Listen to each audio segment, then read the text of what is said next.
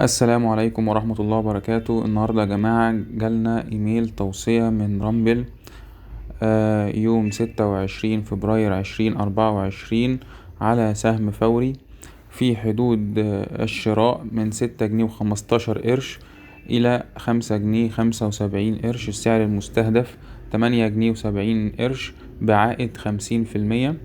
وقف الخسائر 5 جنيه و18 قرش بنسبة 11%. طبعا هنخش على التوصية وهنشوف هما كانوا قايلين جواها ايه. هو نفس الكلام. الأداء ارتفع من مبلغ التوصية 15%. وقف الخسائر 5 جنيه 58 قرش.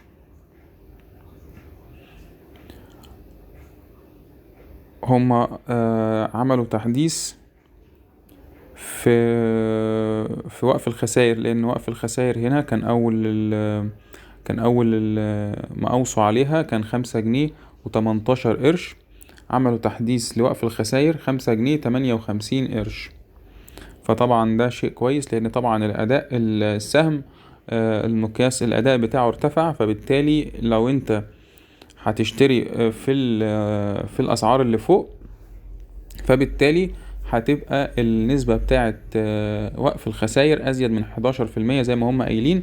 فبالتالي تم رفع مستوى إيقاف الخسائر أهو يوم 26 فبراير أهو رفع مستوى إيقاف الخسائر. وبالتوفيق للجميع إن شاء الله. وفي بعض التوصيات الأخرى إن شاء الله هتكون في الفيديوهات الجاية.